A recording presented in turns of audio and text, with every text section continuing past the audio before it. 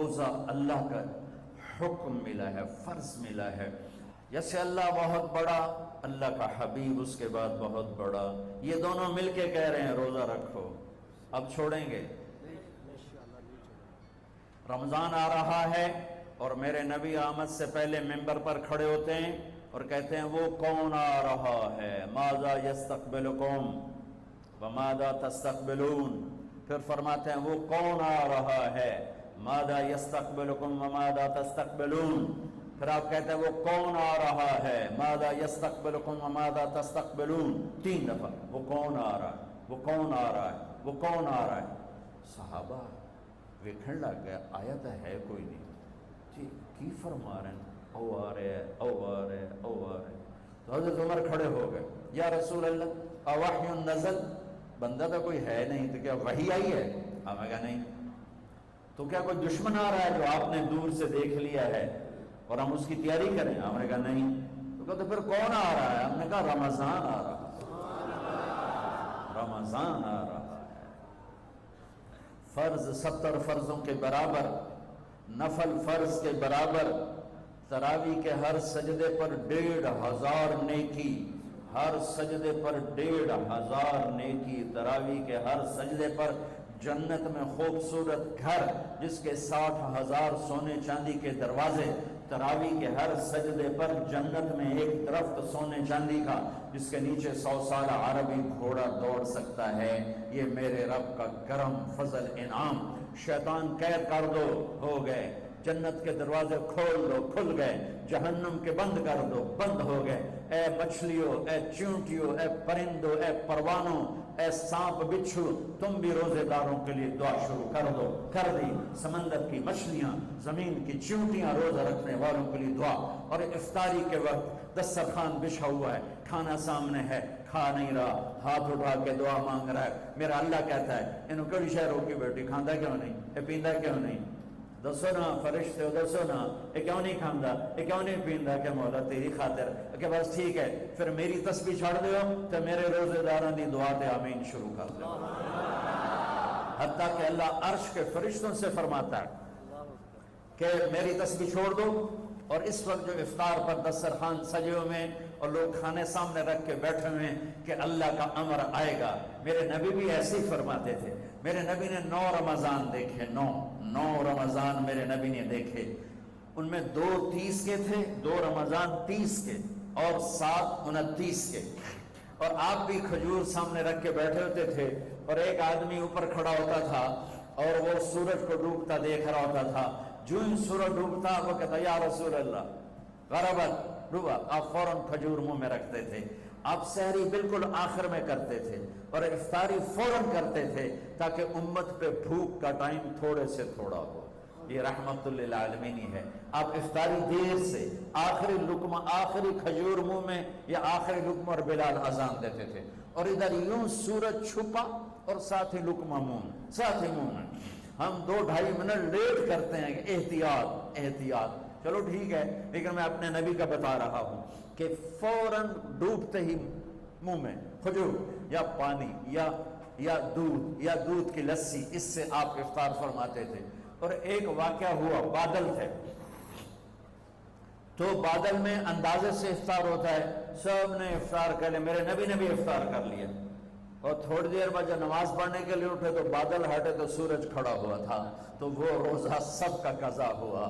پھر رمضان کے بعد سارے مدینے نے، میرے محبوب نے بھی وہ روزہ دوبارہ قضا کیا۔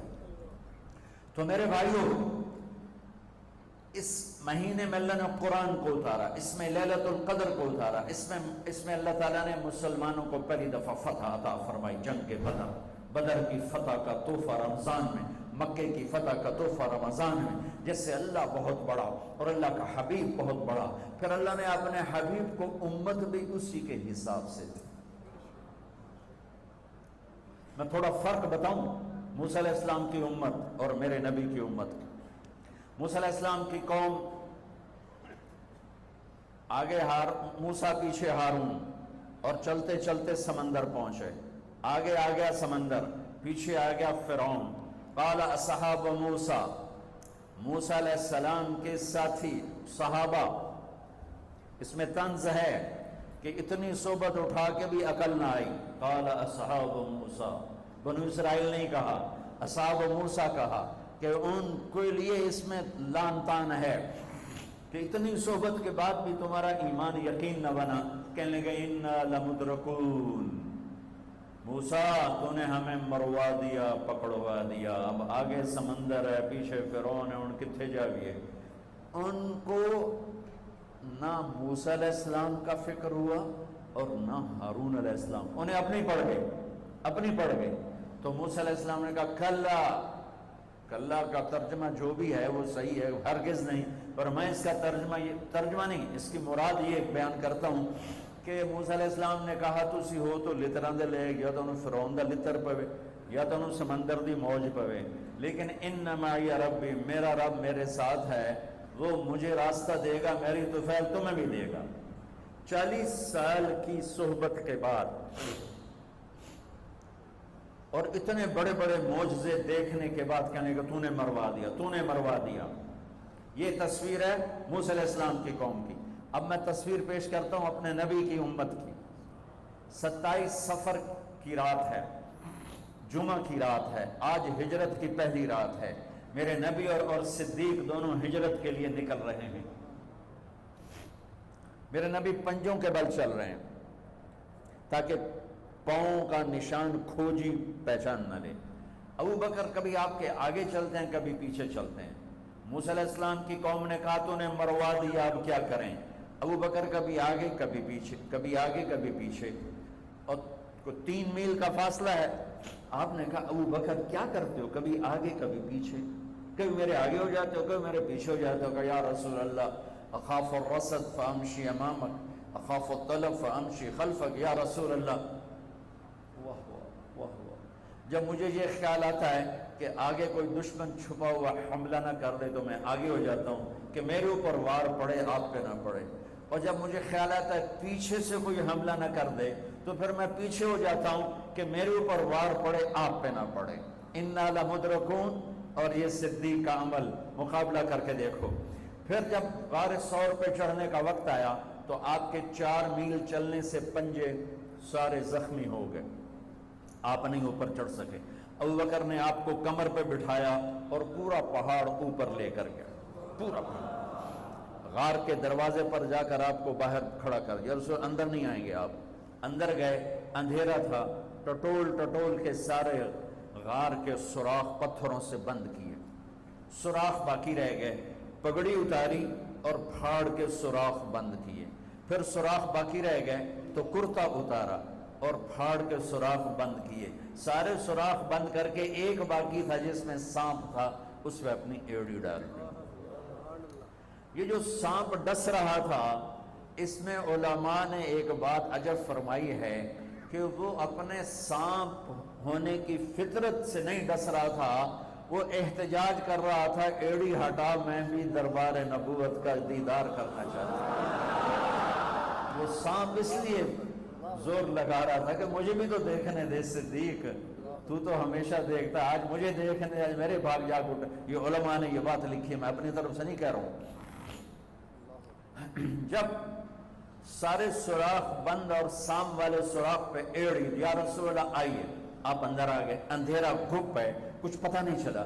تھوڑی سی جب روشنی ہوئی صبح کی تو میرے نبی نے دیکھا صدیق کا نہ پگڑی اور نہ کرتا. تو آپ نے فرمایا ابو بکر اچھا بھلا تو تھا، وہ کرتا کہاں گیا، تیری پگڑی کہاں گئی؟ تو انہیں دکھایا یا رسول اللہ یہ آپ سوراخ دیکھ رہے ہیں، مجھے ڈر لگا کوئی ان میں کوئی چیز ایسی تکلیف دینا ہو تو میں نے کرتا پگڑی پھاڑ کے یہ سارے سوراخ بند کیے. تو میرے نبی چھلک پڑے، ایک دم روئے اور ہاتھ اٹھے، اللہ میں ابو بکر سے راضی ہوں، تو بھی اس سے راضی ہو جا، اور یا اللہ اسے جنت میں میرا ساتھی بنا دے. اسی وقت جبریل اترے، یا رسول اللہ ابشر، یا رسول اللہ خوشخبری ہو، اللہ آپ کے ابو بکر سے راضی ہو گئے اور جنت میں آپ کا ساتھی بنا دیا.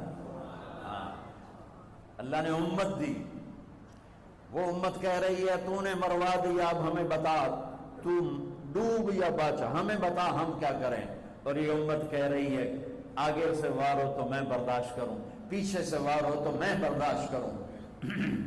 بنو اسرائیل نے سمندر کو پھٹتے دیکھا اور 4 قدم چلے ہیں تو مروا علی قوم یعقفون اسلام لہم، کیا دیکھا کہ کچھ لوگ بتوں کی پوجا کر رہے ہیں، بتوں کی پوجا کر رہے ہیں۔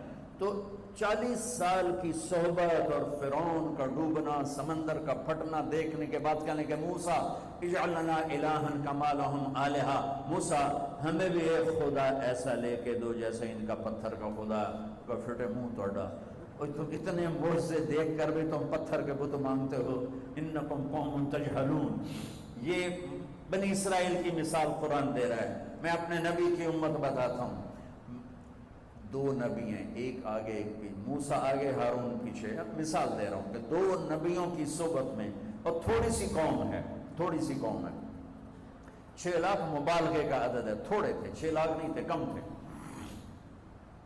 اور وہ اتنی لمبی صحبت کے بعد کہہ رہے ہیں ایک پتھر کا خدا لے کر دو۔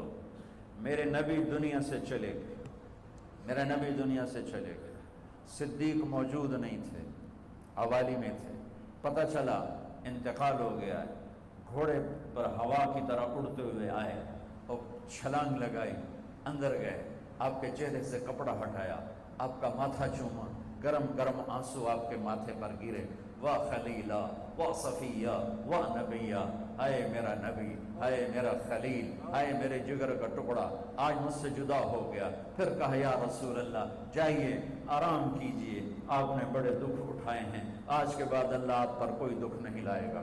اس کے بعد آپ مسجد میں آئے، مسجد بھری ہوئی تھی، نبی دنیا سے جا چکے ہیں، وہاں دونوں نبی موجود ہیں، کہہ رہے ہیں پتھر کا بت لے کے دو، یہاں نبی جا چکے ہیں، عمر تلوار نکال کے کھڑے ہیں، جو کہے گا فوت ہو گیا میں قتل کر دوں گا، وہ فوت نہیں ہوئے، وہ اللہ کے پاس گئے ہیں، جیسے موسیٰ گئے تھے اللہ کے پاس اور واپس آئے تھے، میرے نبی بھی واپس آئیں گے، ساری دنیا کے باطل سے مقابلہ کریں گے، لہٰذا کوئی نہ کہے فوت ہو گئے۔ ابو بکر منبر پر آئے، کھڑے ہوئے، کہا عمر بیٹھ جا، تو عمر کہتے ہیں نہیں بیٹھتا، وہ تو پورے ہوش میں نہیں تھے، نہیں بیٹھتا، تو وہ خاموش ہو گئے اور منبر پر آئے، اور سنو صدیق کا خطبہ، یا ایھا الناس من کان یعبد محمدا فإن محمدا قد مات ومن کان یعبد اللہ فإن اللہ حی لا یموت۔ اللہ اکبر، لوگوں جو محمد کی پوجا کرتے تھے تو ان کا خدا مر گیا، جو محمد کی پوجا کرتے تھے تو آج اللہ نے ان کو موت دے دی۔ وَمَنْ كَانَ يَعْبُدُ اللَّهَ، اور جو اللہ کی پوجا کرتے تھے ان کا اللہ زندہ ہے۔